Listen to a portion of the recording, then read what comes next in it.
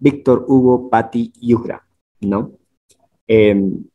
Estudió carrera de matemáticas en la Universidad Mayor de San Andrés, realizó estudios de maestría y doctorado de ciencias matemáticas hasta el 2016 en la Universidad Michoacana de San Nicolás de Hidalgo, México. Nos va a dar una conferencia titulada Superficies de tipo tiempo con direcciones nulas canónicas, ¿no? Doctor, puede proceder, está habilitado para poder compartir. Sí, perfecto. Muchas gracias por la presentación. Entonces voy a presentar la pantalla e iniciamos.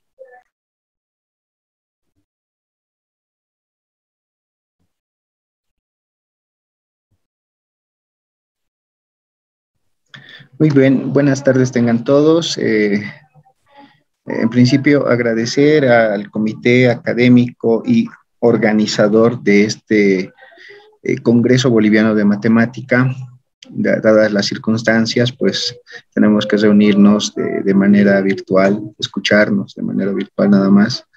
Y esperemos que pues muy pronto pues este tipo de eventos que era muy bonito compartir, digamos, pues sea de nuevo de manera presencial, ¿no?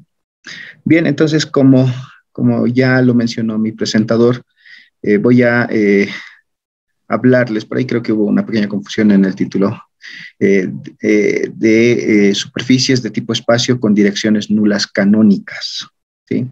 Entonces, bueno, a ver, espero les guste lo que les tengo preparados. No sé si me confirman si se puede ver bien las láminas y se me escucha con claridad, por favor, y así arrancamos. Sí, Víctor Hugo. Perfecto, gracias, doctor Jimmy.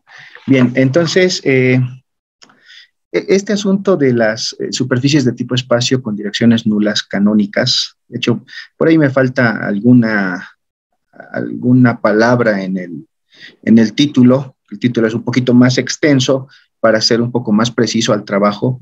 Es parte de un trabajo de investigación que viene desarrollando en la pasada y durante la presente gestión, ya está en su fase terminal, y pues espero pues que sea aceptado, ¿no?, en alguna revista para su publicación, ¿no? El trabajo lo viene desarrollando dentro del grupo que se denomina el Proyecto de Investigación Dinámicas de Control de la carrera de Matemática. Y pues la esencia de este trabajo es, digamos así, clásica en el siguiente sentido, ¿no? Por ejemplo, empezamos el estudio de superficies, por decirlo así, en el espacio euclidiano, y en cierto punto, pues alguien dice, o bueno, se dan la definición de lo que es una superficie mínima, ¿no? Y entonces, pues alguien se pregunta, ¿cómo serán esas superficies con esa característica, con la condición de que sea mínima? Entonces, por ahí aparece Weierstrass y te dice, pues, bueno, tus superficies son estas, ¿no?, descritas en forma integral por funciones holomorfas. Entonces, de particular interés digamos, ese estudio, es, por decirlo así, geometría diferencial clásica, ¿no? Porque, pues, al final son cuestiones locales también, ¿no? Luego, pues, por ahí aparece alguien también y te dice, si además, digamos, que tu superficie sea mínima y que también sea de revolución, pues entonces tu superficie, dice, o es un pedacito de plano o es una superficie de revolución, cuya curva de revolución pues es una catenaria, ¿no? Entonces hay mucho de ese tipo de resultados que se puede ir, por ejemplo, enlistando, y pues tardaríamos mucho en enlistar todo, digamos, lo que se conoce. Podemos hablar mínimas y regladas, podemos hablar de superficies umbílicas, etcétera.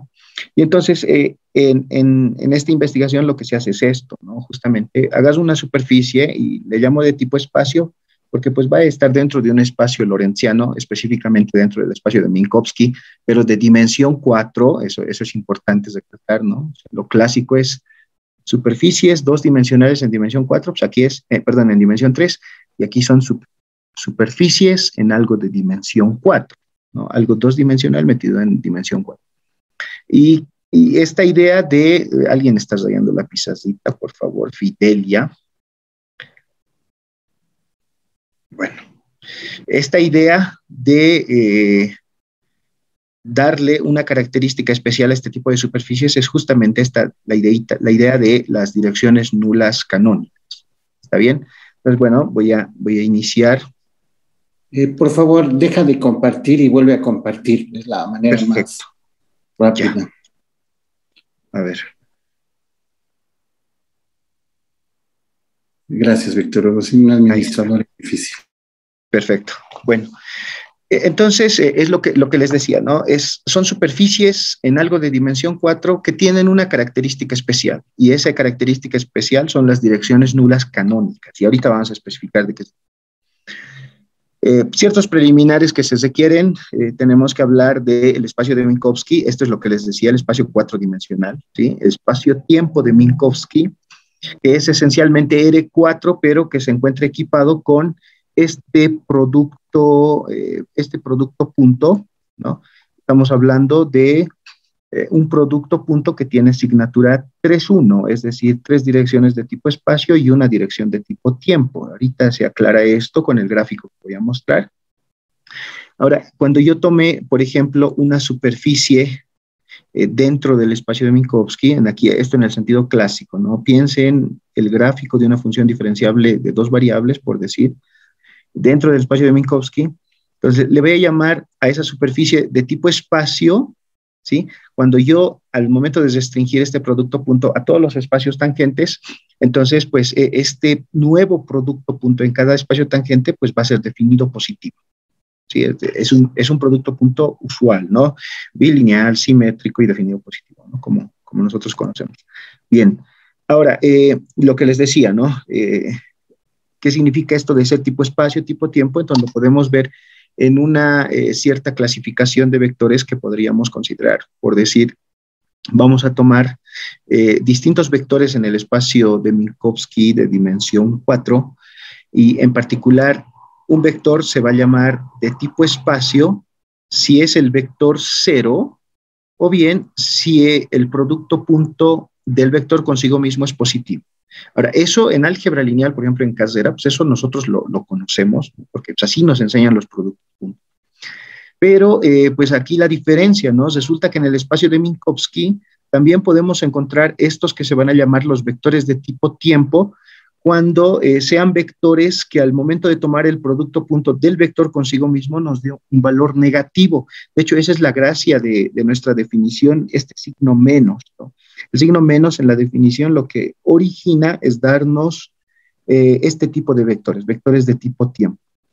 Ahora, también podemos encontrar lo que se denominan los vectores de tipo luz o vectores nulos, ¿no? Van a ser vectores, por supuesto, no puede ser el vector nulo, ¿no? Porque pues, el vector nulo ya está dentro de los de tipo espacio, pero resulta que el producto punto de un vector consigo mismo, pues va a ser 0. ¿Está bien? Entonces, de nuevo, esto es algo distinto a lo que nos enseñan, ¿no? Porque cuando hablamos de productos puntos en álgebra lineal, ¿no? Y en un espacio euclidiano, si el producto punto de un vector consigo mismo es 0, pues significa que el vector debe ser 0. Pero aquí, de nuevo, eso es lo que se gana cuando hablamos de una métrica o un producto punto que no sea el usual en el espacio R4.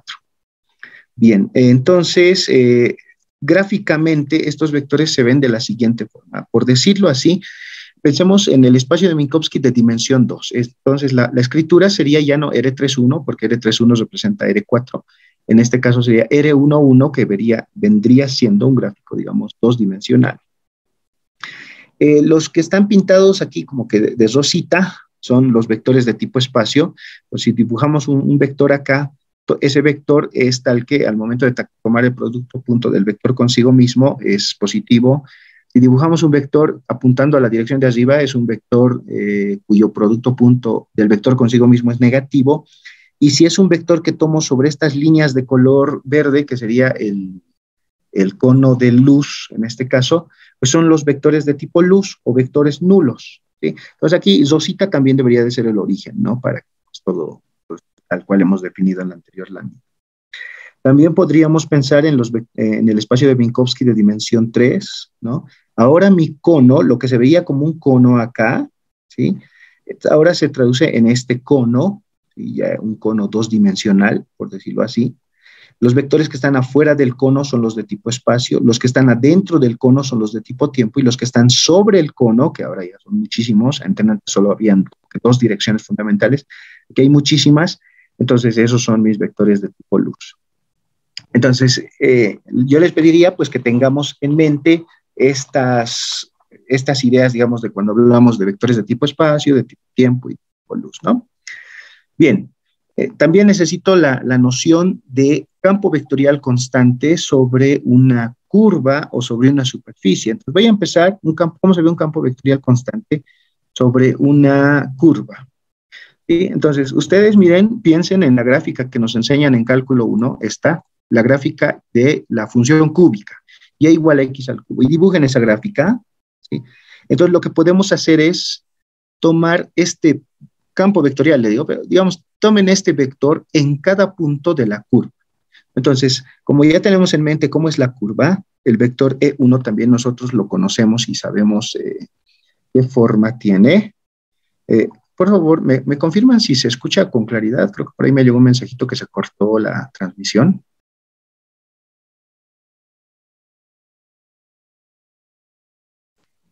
Yo te escucho bien. Ah, ya, perfecto. Me llegó un mensaje y me dice que se cortó la transmisión. Gracias, doctor Jim. Entonces les decía, piensen en la curva y igual a x al cubo y tomen el campo vectorial E1. Entonces, un campo constante sobre la curva, ¿no? Entonces, hagas un punto, dibujo el vector, punto, vector, sobre todos los puntos de la curva, ¿sí? Esta idea es importante porque voy a necesitar para definir esto de las direcciones nulas. Ahora, por ejemplo, podríamos tomar la parábola y igual a x cuadrado, entonces tomar el campo vectorial constante E2, ¿sí? Es el 0, 1. Entonces, miren, ahí la parábola se puede distinguir cómo está dibujada y en cada punto, pues, me marca el vector E2, ¿sí? Dirección 0, 1, ¿ya? Entonces, tenemos que pasar esta idea a dibujar campos, pero ahora en superficies, ¿no? Por ejemplo, la superficie más sencilla que conocemos es un plano. Entonces, ahí está. Estoy considerando el plano que tiene ecuación z igual a x más y. Y sobre el plano, que miren más o menos aquí ya se ve cómo es el plano, considero este vector constante E1, ¿no? Ahora estoy en R3. Mi vector constante E1, pues es la dirección 1, 0, 0. Acaso punto, dirección 1, 0, 0. Punto, dirección 1, 0, 0, ¿no? Entonces, es esta colección de flechitas, cómo se ven, digamos, es de esta manera como se ve un campo vectorial constante sobre al menos esta superficie elemental, ¿ya? Pueden agarrar otro plano, por ejemplo, menos x más y, z igual a menos x más y, y tomar el vector E3, ¿no? Entonces, todas apuntan hacia allí. El plano, miren, se ve como es, y en cada punto tomo una dirección hacia allí. Bien, ahora, ¿qué sucede si tomamos una superficie? La más sencilla que conocemos, miren, un paraboloide invertido, ¿sí? ¿Acaso el paraboloide? Esta es una superficie, pero esto en el espacio euclidiano, ¿no? Porque ahí es donde podemos dibujar. ¿Acaso esta superficie? Y lo que quiero es entender cómo se ve un campo constante sobre esta superficie. A ver, entonces la manera en que se va a ver, pues va a ser de la siguiente manera. Por ejemplo, miren, ahí está mi superficie y ahora tomo el campo constante E1, ¿no? El vector 1, 0, 0 en cada punto de la superficie. Agarro punto, dibujo dirección 1, 0, 0. Agarro punto, dibujo dirección 1, 0, 0, etc. En todos los puntos de la superficie.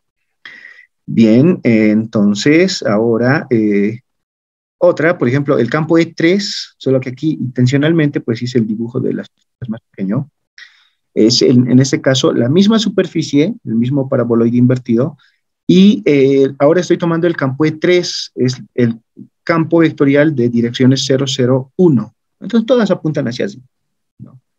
Muy bien, entonces de nuevo, para mi definición, para la definición fundamental de este trabajo, pues yo necesito pensar en lo que va a ser un campo vectorial constante sobre mi superficie. Entonces con esto pues ya más o menos como que se va aclarando la idea, ¿no? De cómo vamos a hacer. Ahora, seguimos con algunos preliminares. Miren, cuando nosotros consideramos una superficie de tipo espacio, ¿ya? En el espacio de Minkowski, pues resulta que puedo considerar una descomposición que es canónica del siguiente sentido, ¿no? Bueno, en el siguiente sentido, agarro todos los vectores que son tangentes. Ahora, estos vectores tangentes a mi superficie, ahora, eso lo pueden pensar en el sentido clásico, ¿no? Por ejemplo, si están aquí, en cada punto piensen en un plano tangente a mi gráfico, ¿cierto? Muy bien, entonces, agarro el espacio tangente. El espacio tangente es dos-dimensional, entonces este debe ser complementado con otro espacio que lo denominó el espacio normal o el plano normal. Aquí abajo dice plano tangente, plano normal. La diferencia ahora es que mi plano tangente, como mi superficie es de tipo espacio, mi plano tangente es riemanniano. Eso significa que es R2, ¿sí? Una vez que fijemos bases, es R2, exactamente R2, con su producto punto usual. Sin embargo, el plano normal resulta ser, en este caso, un plano de Lorentz. Entonces, es dos-dimensional, pero la imagen que tienen que tener en mente cuando piensen en el plano normal es la siguiente, y permítanme retrocederme, es esta, ¿sí? El espacio de Minkowski de dimensión 2, que es un plano, se llama el plano de Lorentz, ¿no? Entonces, cada vez que ustedes estén pensando en el plano normal, pues tienen que pensar que es un plano en donde pues hay este tipo de vectores.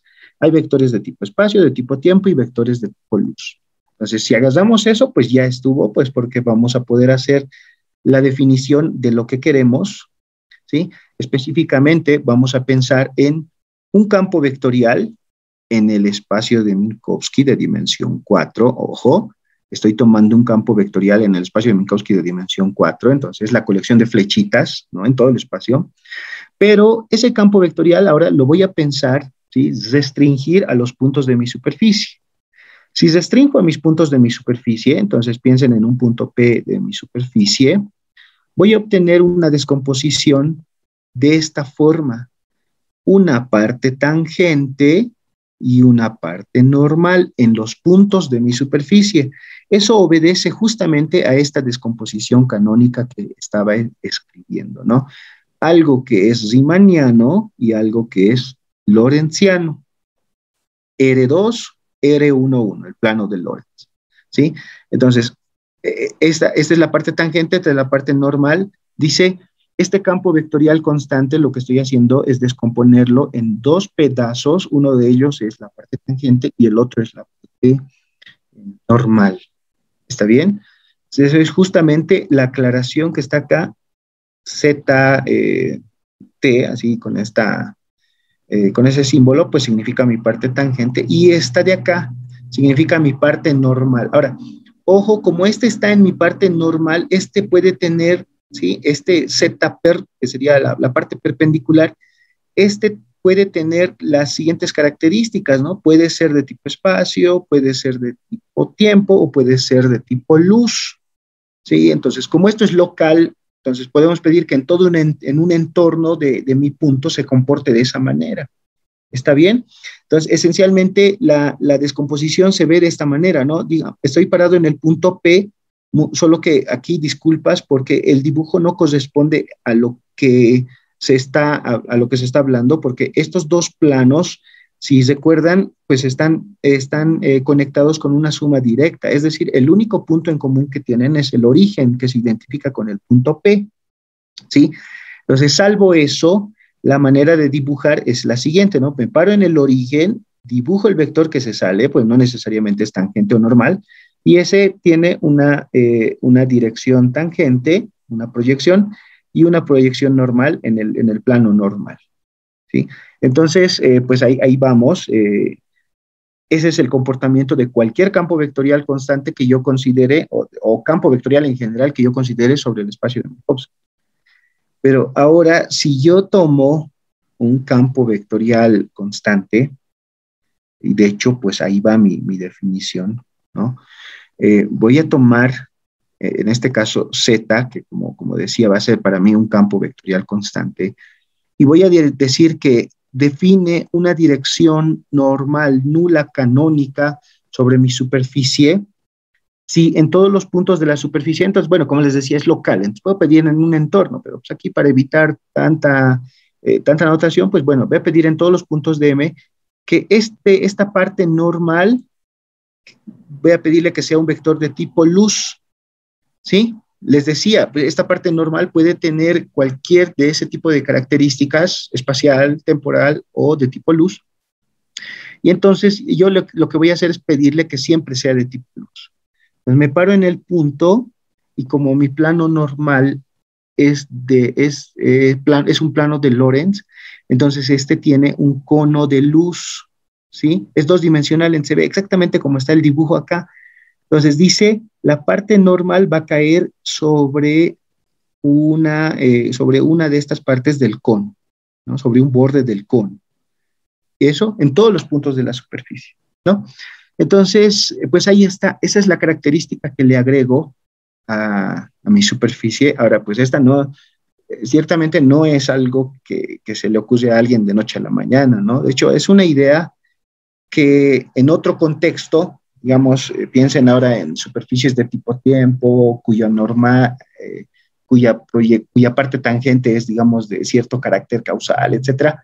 De hecho, hablando de, digamos, direcciones principales que tengan un carácter causal fijo, por ejemplo, es una idea que salió en conjunto con el doctor Gabriel Ruiz del Instituto de Matemática de la UNAM en la sede de Querétaro. Sí, esto justamente en una estancia que había realizado con él, una estancia postdoctoral. Entonces, son ideas que como que ya las he extendido a otros ambientes y justamente es de eso de lo que les estoy hablando ahora, ¿no? A ver, ¿qué más? Aquí. Entonces, ¿qué me interesaría? De particular interés, ¿no? Yo quisiera entender cómo es la superficie, porque es lo que les decía, ¿no? Y el claro ejemplo es cuando se estudiaron, lo que decía al inicio, cuando se estudiaron las superficies en el espacio euclidiano, y alguien le da la característica que es mínima, aparece Weierstrass, ¿no? Y te dice, tu superficie es de esta forma. Y se acabó la historia, ¿no? ¿Por qué? Porque él te dice, pues, en términos de dos funciones holomorfas, ahí tienes todas las superficies mínimas, ¿cierto? Entonces, eso es lo que se busca. Y de manera particular, o sea, a mí me interesa, voy a tomar una superficie de tipo espacio, en el espacio de Minkowski, y voy a pedirle pues que tenga una dirección normal nula canónica, ¿no? Entonces, me interesa, por ejemplo, describir la geometría de la superficie, ver quién es su curvatura de Gauss, ver cómo es su curvatura normal y de acá estudiar qué características tendrá el vector de curvatura media, por ejemplo. Bien. A ver, entonces, con respecto a la situación de describir estos elementos, ¿no? de mi superficie, pues tenemos que hablar de algo que se van a llamar las ecuaciones fundamentales, pero esas no son las ecuaciones fundamentales de las inmersiones isométricas que conocemos, ¿no? Gauss, Kodashi, Ricci, no son esas, aunque pues esas pues entran en juego en toda esta sección, ¿no? Estas simplemente son la traducción del significado de que mi campo vectorial es constante y adicionalmente la parte normal es de tipo luz. Entonces introducimos de manera usual la segunda forma fundamental de mi superficie, la diferencia de las derivadas covariantes del espacio ambiente menos la de la superficie. Y entonces lo que les decía, esta proposición lo único que hace es traducir el hecho de que mi campo vectorial es constante. Y aquí justamente pues entra la fórmula de Gauss, por ejemplo, para poder obtener estas igualdades. Entonces, estas igualdades son el punto de partida para que nosotros podamos describir, por ejemplo, la conexión de Levi-Civita de mi superficie. Ahora, aquí, mucho ojo, porque este campo, por ejemplo, este campo W es un campo vectorial unitario que juntamente con este campo tangente me proporcionan una base ortonormal del espacio tangente, ¿no? A ver, este campo es de tipo espacio. Mi campo general Z, pues era un campo un campo constante. Entonces, le voy a pedir que tenga tamaño 1. Como mi parte normal es nula, su norma es 0, entonces este tiene que tener tamaño 1. Entonces, por eso, complemento una base localmente con este campo W y entonces me dan elegantes ecuaciones que me proporcionan la información justamente sobre la conexión de Levi-Schmidt. El conmutador, por ejemplo, de estos dos campos vectoriales, pues miren, me da una relación sencilla. Y aquí esta función A, que va a aparecer de ahora en adelante, pues es simplemente pues como una componente más o menos de este vector, una componente en la dirección nula esta, ¿sí? Que me va a aparecer en todas partes, ¿no? Entonces, mucho ojo, este A pues va a aparecer de ahora en adelante. Seguimos. A ver, una vez que se tiene la conexión de Levi-Schmidt, entonces usualmente pues, el cálculo se lo hace para que podamos obtener la información sobre el tensor de curvaturas riemanniano, ¿no? En su forma clásica, ¿no? Como que diferencias de derivadas, de segundas derivadas covariantes, menos o más la derivada covariante en la dirección del conmutador, ¿no? Entonces se hace el cálculo rápido y resulta que pues el tensor de curvatura, ¿sí? En este caso 3,1, es un múltiplo de W del campo constante. Entonces, de nuevo, seguimos con fórmulas muy, muy interesantes, donde pues aquí la notación, esta es la notación usual de derivación, ¿no? La derivada de A en la dirección de Z. Bien. Una vez que se consigue el tensor de curvaturas riemanniano, pues es sencillo encontrar la curvatura de Gauss, por la fórmula clásica que conocemos. Entonces, pensamos en la curvatura de Gauss de la superficie, la podemos determinar fácilmente, basta tomar un producto punto por ahí con el tensor de curvatura, y resulta, miren, justamente es esta parte, ¿no? El coeficiente este que aparece en mi tensor de curvatura. ¿Está bien? Entonces, perfecto, ya tengo por ahí mi curvatura de Gauss, entonces como sabemos bien, pues este es un invariante geométrico, en este caso de orden 2, porque estamos en codimensión 2, etcétera, ¿ya? Pero ahí está, recuerden, mi intención es describir la geometría de mi superficie. También puedo definir una forma diferencial alfa, ¿sí? Por esta expresión. Ojo que aquí, pues, si se fijan cómo era mi función A, ¿no? En particular, cuando yo introduzca alfa de W, obtengo el valor de la función A, ¿sí? Entonces, de manera curiosa, resulta que la curvatura de Gauss la puedo describir como la derivada exterior de esta uniforma diferencial. Sí, es verdad, hay fórmulas que me relacionan la curvatura de Gauss en términos de formas diferenciales, ¿no? Estamos hablando del marco móvil de Cartan, por ejemplo. Sin embargo, pues esta es muy particular, ¿no? Porque pues, es directamente una derivada exterior, ¿ya? Entonces, nos quedamos con esta, seguimos, calculamos lo que sería el tensor de curvatura normal.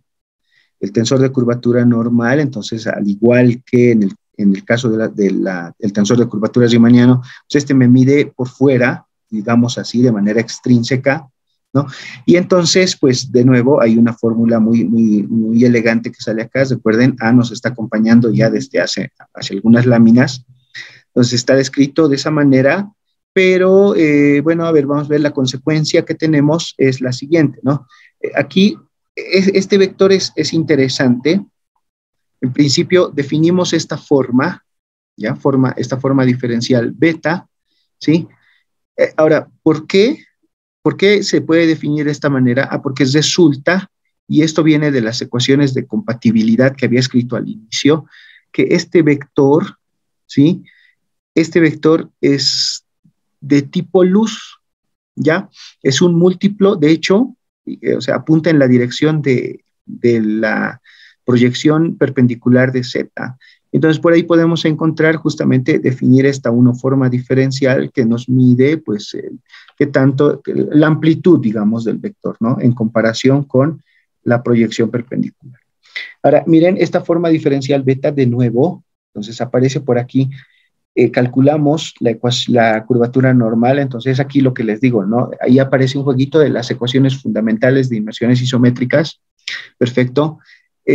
Después se calcula la curvatura normal, miren, en términos de la función A y de la uniforma beta, pero aplicado al vector V. ¿Está bien? Y todavía más, si es que jugamos un poco con estas ecuaciones que les decía, las ecuaciones fundamentales de las inversiones isométricas, resulta que la curvatura normal es la derivada exterior de esta unoforma diferencial beta. Entonces, de nuevo, datos curiosos porque pues, en la teoría clásica pues, no aparece algo de ese estilo. ¿Está bien? Entonces ya tengo mi curvatura de Gauss, ya tengo mi curvatura normal, pasemos al vector de curvatura media. Salvo, miren, se me estaba olvidando, esta forma diferencial beta, una forma diferencial beta, también me ayuda a recuperar la curvatura de Gauss, ¿sí? De esta manera, dice, pues la curvatura de Gauss es a veces el valor de la uniforma beta en la dirección tangente de Z. Corolario interesante, dice, si mi componente perpendicular es un campo vectorial paralelo, entonces la curvatura de Gauss es 0, ¿ya?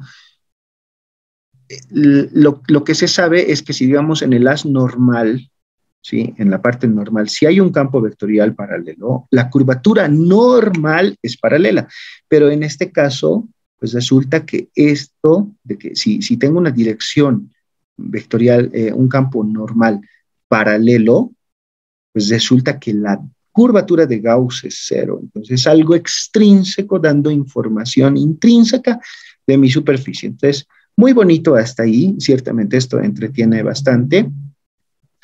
Y pues ahora, bueno, seguimos. Recuerden, habían 3 puntos importantes que quería ver. Era la curvatura de Gauss, la curvatura normal y el vector de curvatura media. La definición clásica del vector de curvatura media es un medio de la traza de la segunda forma fundamental, pero respecto a la métrica. Y entonces, pues, ciertamente, de manera clásica hay relaciones entre el módulo del vector de curvatura media al cuadrado menos la curvatura de Gauss, pero acá hay una digamos así, especial. Ciertamente, cuando hable de la aplicación de Gauss, esto entra en juego. Dice 2 veces el módulo de la curvatura media al cuadrado menos la curvatura de Gauss es igual al módulo de este vector al cuadrado, ¿sí? Pues como les decía, pues bueno, hasta ahí, pues ya se ve bien esa fórmula. Y ahora el boom, hasta el momento, el boom de todos estos cálculos que se han venido jugando, es el siguiente, ¿no? Y de nuevo, es un hecho que en la teoría general de superficies, pues no sucede, ¿cierto?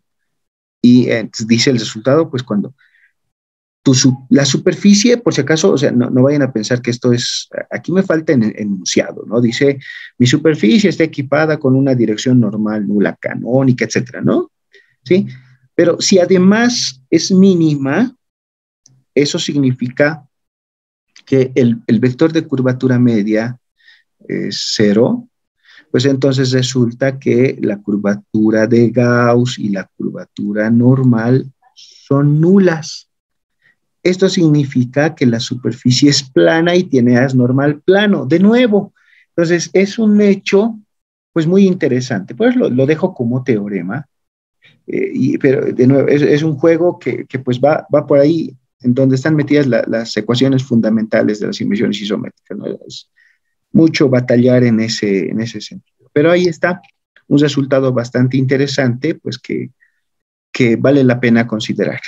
Bien, seguimos.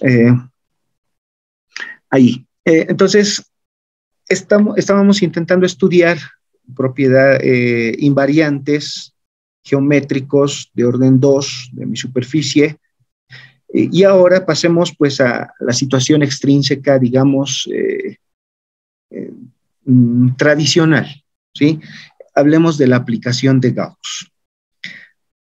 En el sentido clásico, cuando se habla de una superficie en R3, la aplicación de Gauss es agarrar el vector normal y trasladarlo al origen del espacio euclidiano. Entonces toma valores en la esfera 2-dimensional. En este caso no podemos hacer eso porque tengo mi plano tangente, ¿está bien? Ahora resulta que al plano tangente tengo 2 direcciones normales, ¿no? Entonces, hay 2 posibles salidas. No puedo trasladar esos 2 vectores a una esfera, ¿no? Al origen del espacio, porque ya no sabría después cuál tomar. Entonces lo que hay que hacer es extender la idea, y eso viene desde el caso euclidiano. En lugar de tomar el plano tangente a mi superficie y el vector normal, en lugar de tomar el vector normal, pues me quedo con el plano tangente. Hablando en términos de grassmannianas, pues es lo mismo, ¿cierto? Entonces, en cada punto le asocio mi plano tangente. Esa va a ser mi aplicación de Gauss. En este contexto eso funciona de maravilla. Y entonces, para describir mi aplicación de Gauss para este tipo de superficies en el espacio euclidiano, pues necesitamos esto que pues facilita algebraicamente la descripción de las grassmannianas, ¿no? Los bivectores del espacio de Minkowski, ¿sí? Entonces, este pues, es un espacio vectorial, dimensión 6, tiene un producto punto asociado que proviene directamente de mi espacio de Minkowski. Y este objeto que sería la grassmanniana de la colección de los planos de tipo espacio, porque es eso, ¿no? Hagas un punto en mi superficie, me quedo con el plano. Entonces el plano es de tipo espacio, en el espacio de Minkowski. Entonces agaso el plano y tengo que coleccionar a ellos. ¿Dónde caen? Caen en este objeto. Este objeto, pues dice, son todos los bivectores cuyo producto punto del bivector consigo mismo es 1, y que en este caso, pues se denomina, son como que separables, se dice el término. Ahorita vamos a especificar qué significa. Entonces, en mi aplicación de Gauss la defino de esta manera. Hagas un punto y lo que hago es definirlo como este producto cuña. Este es un vector, ¿sí? Base, un vector básico de mi espacio tangente. Otro vector básico de mi espacio tangente. Juntos hacen una base y cuando hago el cuña, lo que me hacen es definirme un plano de tipo espacio. Entonces ahí está mi aplicación de Gauss. Hagas un punto y lo envío a un plano tangente. ¿Está bien? Entonces, tengo por aquí el operador estrella de Hodge, se llama de esta manera. Entonces, aquí vamos a ver para qué me sirve todo esto. Es una aplicación que me haga bivectores en bivectores y que se define internamente gracias al producto punto de esta manera, ¿no? Entonces, aquí tengo una forma bilineal, entonces, pues voy a declarar que satisface esta relación.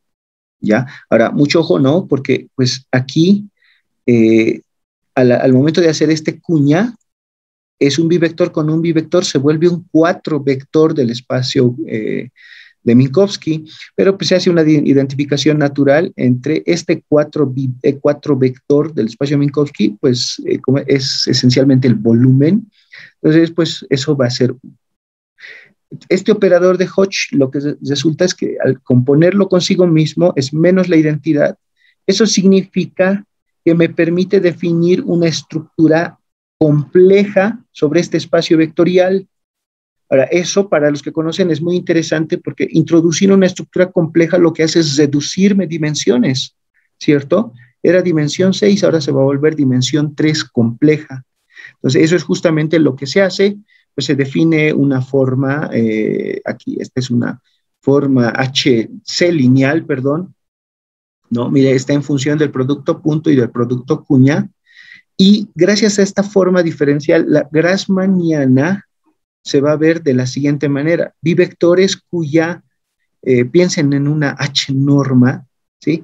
Bivectores cuya H norma es 1. Y ahora, ¿qué queda bonito de esto? Cuando yo hablo de los bivectores, cuando yo hablo de estos bivectores básicos, entonces resulta pues que se convierte esta en una H base ortonormal compleja, ¿sí? De bivectores. Y eso pues se traduce en que, pues lo que les decía, ¿no? Tengo el espacio de bivectores, le introduzco una unidad compleja, ¿sí? Le introduzco una estructura compleja y resulta que con esa estructura compleja pues se reduce a dimensión 3 compleja.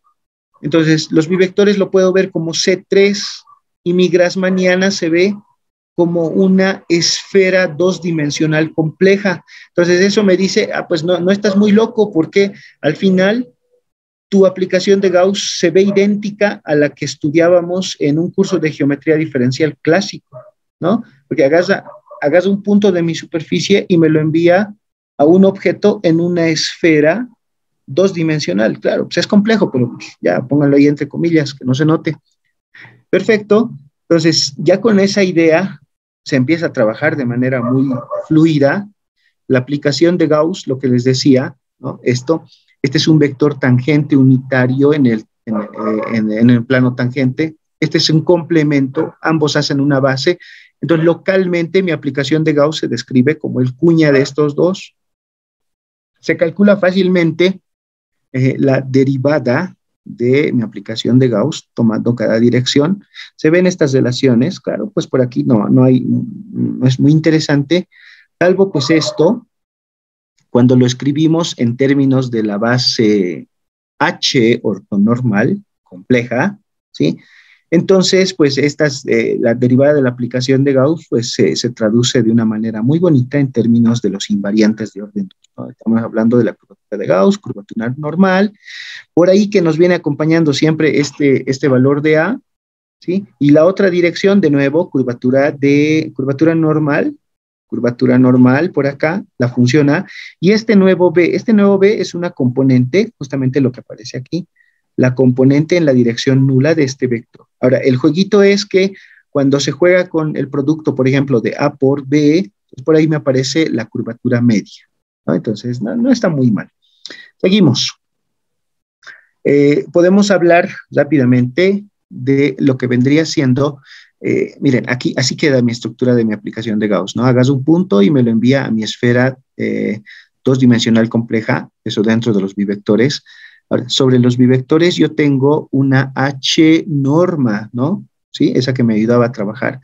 Entonces, como hacemos en la geometría diferencial clásica, esa H norma la puedo jalar, hacer el pullback bajo la aplicación de Gauss. Si hago esto, pues lo que se obtiene es el análogo a la tercera forma fundamental de superficies. Esto como se hace en la geometría diferencial clásica, ¿no? ¿Para qué información me da esta forma sobre mi superficie?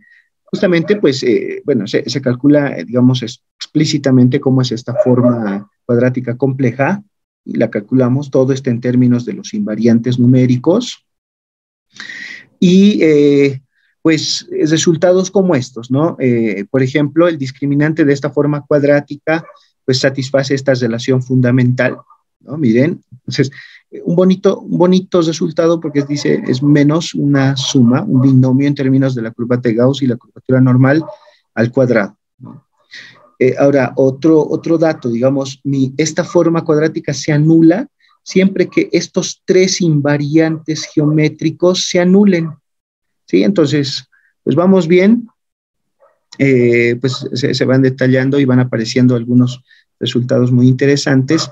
Y también hay un resultado en términos justamente de cuándo se anula esta forma cuadrática compleja, pues nos dice esencialmente pues que la imagen de la diferencial de la aplicación de Gauss se va a ver como una unión de dos rectas complejas.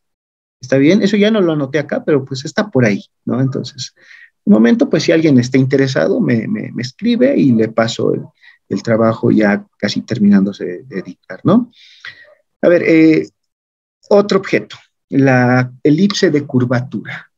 Entonces, este objeto sale de manera natural, pues cuando estamos en codimensión 2, y dice lo siguiente, ¿no? O sea, yo me voy a agarrar la segunda forma fundamental, ¿ya?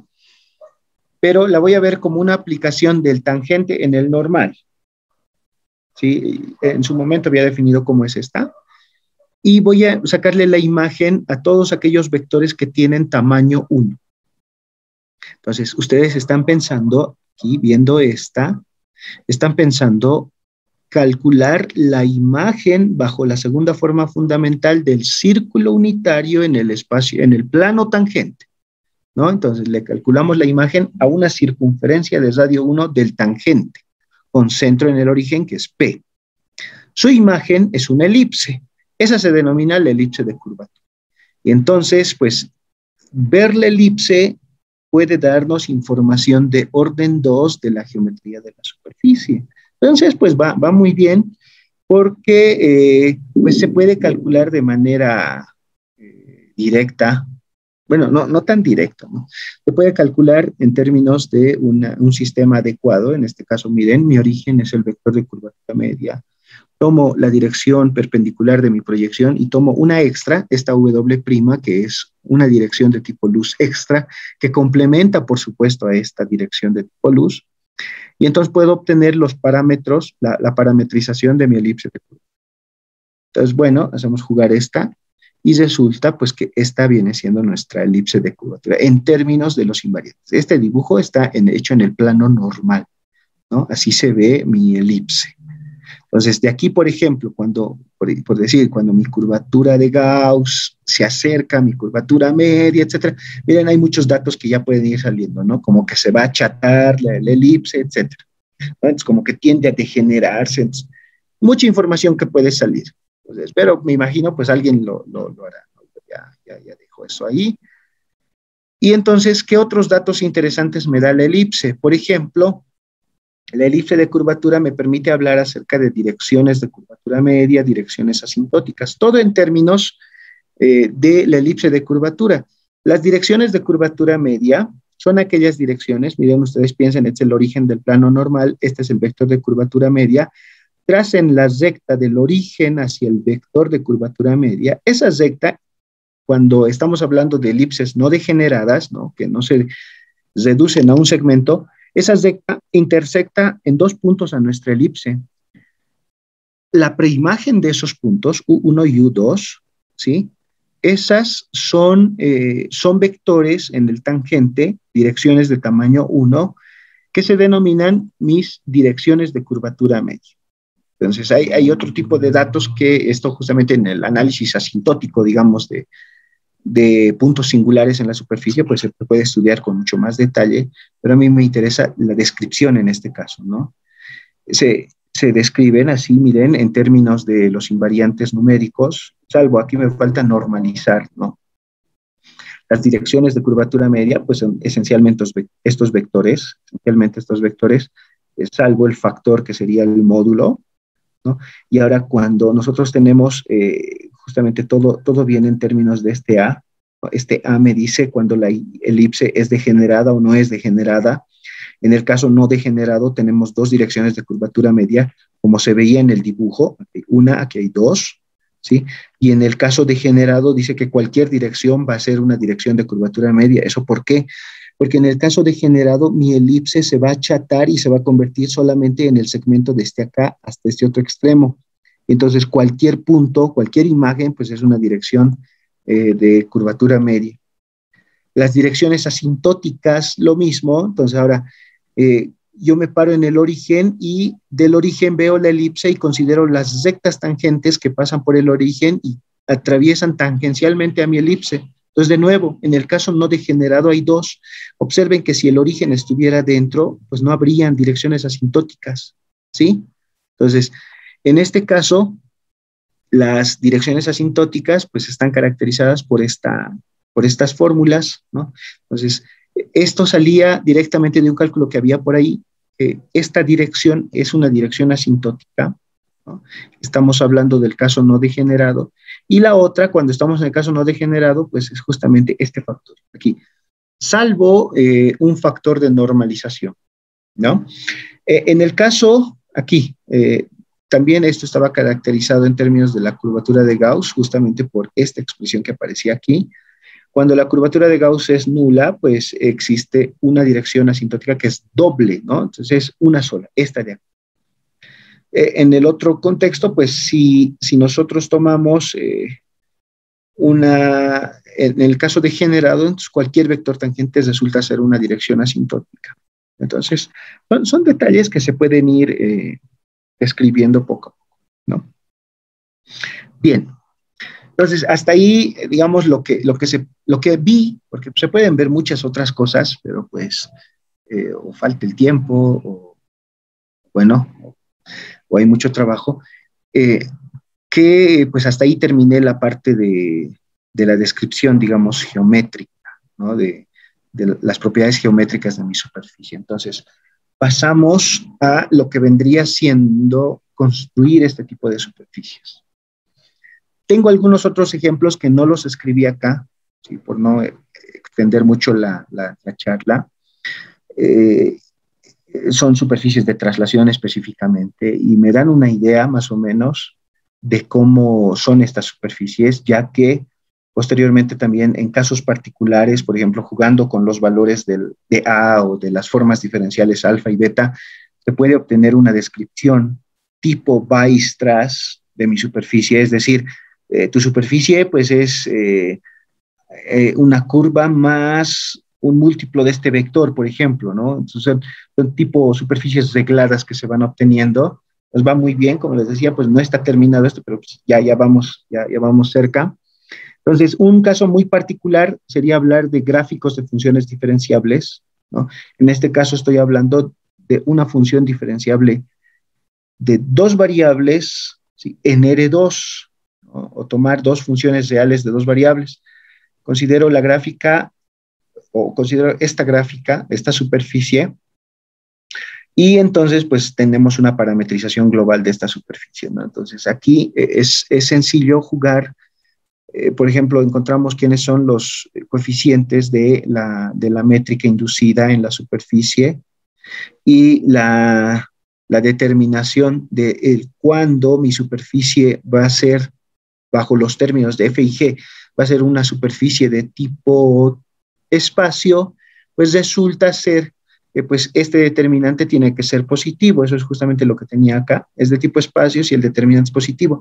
Entonces, cuando esta expresión y cuando esto va a ser positivo, entonces tal vez es muy difícil, ¿no?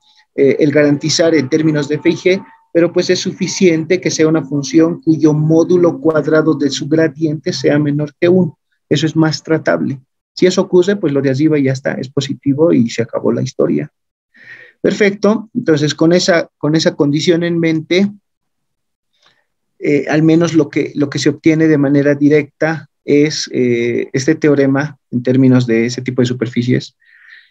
Dice, pues mi superficie tiene una dirección normal nula canónica con respecto a este campo vectorial constante. Entonces, por aquí, porque hay un jueguito interesante, ¿no? Porque es como que yo agarro mi superficie o me agarro un campo vectorial constante Z cualquiera y luego me agarro mi superficie y lo que hacemos es, salvo movimientos, hacemos un movimiento rígido y reacomodamos de modo que el campo Z coincida con E1. Entonces, ciertamente me falta aclarar algunos aspectos, pero tal vez es el caso general, ¿no? Tal vez mi dirección puede apuntar en la dirección de E1, pues siempre que haga algún movimiento rígido, porque pues todos los invariantes, fórmulas, etcétera, son salvo isometría, ¿no? Entonces, pues todo va funcionando muy bien. Entonces resulta que se tiene que cumplir esta relación en términos de los coeficientes de la primera forma fundamental. Ahora, pues aquí le anoté, no sé por qué, esta dirección tangente, ¿no? Para describirlo de manera muy bonita. Y ahora, ¿en qué se traduce esto? Se traduce en lo siguiente. Entonces, dice, M tiene una dirección normal nula canónica con respecto a E1, si solo si, pues satisface, miren, pues bueno, no es que sea algo sencillo, pero es una ecuación diferencial parcial de dos variables totalmente no lineal. Entonces, para los que conocen, hay relaciones así similares en términos de superficies mínimas, ¿no? Las ecuaciones que describen a las superficies mínimas. Entonces, esto puede ser de particular interés precisamente para alguien que se dedica a resolver ecuaciones diferenciales parciales, ¿no? Y pues está ahí. Yo no voy a intentar resolver. De hecho, bueno, sí, en su momento pues estuve tratando, ya ahora también se trata, ¿no? Al menos de conseguir soluciones particulares, pero pues hay una técnica al menos que me ha funcionado muy bien, ¿no? Con esto de F y G, utilizar una técnica particular, y eso para que alguien que me haya escuchado hace como un mes más o menos estuve hablando sobre los números de Lorentz en otro evento. Pues es una técnica, estos números de Lorentz son análogos a los números complejos, se puede hablar de diferenciabilidad con números de Lorentz, etcétera. Agarrar F y G como componentes de una función de Lorentz, ¿sí? Y describir la ecuación de ahí arriba, pues se reduce a algo muy sencillo. Como les decía, eso está en el manuscrito. Y entonces por ahí obtuve pues una familia de ecuaciones de funciones F y G que satisfacen la ecuación diferencial parcial de ahí arriba. ¿Sí? Y ahora lo otro, pues la invitación al que, digamos, quiera, al que se dedique en esto de resolver ecuaciones diferenciales parciales, pues igual, y me dice, le pasó los datos, y se trataría solamente de dar las soluciones, digamos, la forma general de las soluciones que deberían de tener F y G. Ahí está la invitación, trabajo pendiente, o pues ahí lo digo en proceso, pero en realidad no lo pienso incluir en el trabajo. Si es que alguien lo resuelve, pues podría ser algo independiente incluso, pues porque tiene una bonita estructura y es muy análogo a lo que se conoce, ¿no? Bien, perfecto, eso es lo que había preparado. Muchísimas gracias por su atención. Estoy abierto a responder cualquier duda, pregunta, consulta, interrogante que tengan. Muchas gracias por su atención. Una pregunta. En el caso en el que la elipse de curvatura era degenerada, si no me equivoco, era un parámetro A o alfa que era cero, ¿verdad? Sí. ¿Se sabe si la superficie reduce codimensión? Es decir, si está contenida en un hiperplano o no necesariamente. Eso es lo que se esperaría, justamente porque todo, mira, de hecho hay los resultados de Wiener, ¿no? Me imagino lo conoces, Miguel. Entonces, justamente, pues es algo así como que en el caso en que la elipse de curvatura, que estamos por aquí, cuando se degenera, en el caso de A igual a 0, pues no está por ahí, cuando se degenera, pues mira, el vector de curvatura media está en la dirección de z perpendicular. La segunda forma fundamental está en la dirección de z perpendicular, ¿no? Entonces, esencialmente, pues diríamos que mi superficie está contenido en un hiperplano tridimensional, ¿sí? No hice la demostración, pero es lo que estimo. ¿Está bien, Miguel? Como te digo, es algo pues que lo vengo haciendo, pero tampoco me puse a hacer los detalles, ¿no? Pero sí, era lo que estimaba. Y tal vez lo escribo, creo que por ahí en una remarca, ¿sí? Pero es basándome justamente en el trabajo de Wiener, ¿no? En esto de reducir codimensión. Tengo la impresión que bastaría probar que cierto campo normal es paralelo a lo largo de la superficie. Es decir, el complemento ortogonal de la superficie, de la segunda forma fundamental, si es paralelo, ahí automáticamente reduce codimensión, si no me equivoco. El detalle va por ahí, ¿no? Que, o sea, el campo, cuando A es igual a 0, el campo perpendicular es paralelo. Lo que no sabemos es el otro, ¿no? No, claro, justamente el complemento ortogonal a la segunda forma fundamental. ¿No ve? Entonces, bueno, está bien. Muchas gracias por la, digamos, por la consulta. Otra pregunta, sí, rapidito. Claro que vectores tipo tiempo es algo propio del espacio de Minkowski, ¿no? Del espacio de Lorentz, pero este problema tiene algún análogo riemanniano, es decir, en el espacio euclidiano. ¿Sabe algo sobre eso? Sí, justamente en el riemanniano, digamos, en codimensión 4, podríamos pensar en que, digamos, tú te agarras un campo constante, ¿ya? En R4, y lo proyectas a la superficie, y esa proyección sea una dirección principal, ¿no? En codimensión 2, la verdad, creo que no hay algo escrito, pero sí hay algo de hipersuperficies. No, sí, estoy mal.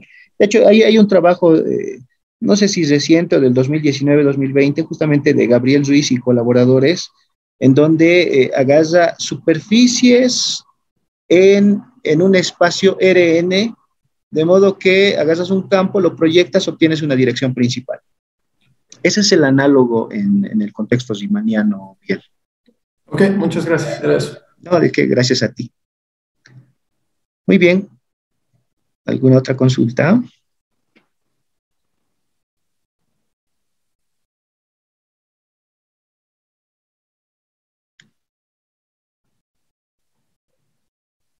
Bien, creo que no está. Buenas. Entonces, agradecer una vez más al doctor Víctor Hugo, Patti Yugra, por la conferencia brindada. Y bueno, esperemos de que en unas próximas versiones nos acompañe también. Le agradezco, muchas gracias. Si me permite, pudiera robarle un minutito de Claro que sí, claro que sí. Continúe nomás. Mire, estoy actualmente con el cargo de coordinador del posgrado autofinanciado de matemática, justamente un programa de la carrera de matemática, y aquí en la UNSA, y entonces estamos promocionando, por ejemplo, esto, no sé si se puede ver, creo que sí, es una maestría en modelaje matemático que va a iniciar su primera versión virtual tentativamente en el mes de octubre. Entonces, si alguien, digamos, de los asistentes pues, está interesado, pues con gusto me puede comunicar y le puedo mandar más información al respecto. También estamos hablando de distintos diplomados que tenemos, por ejemplo, la enseñanza de la matemática en la educación secundaria, esto para los distintos profesores justamente de secundaria. De nuevo, nuestro mes tentativo de inicio sería pues en septiembre, en este caso pues tal vez nos pasamos un poquito en octubre, yo creo. Tenemos otro diplomado en educación matemática en el nivel de educación superior.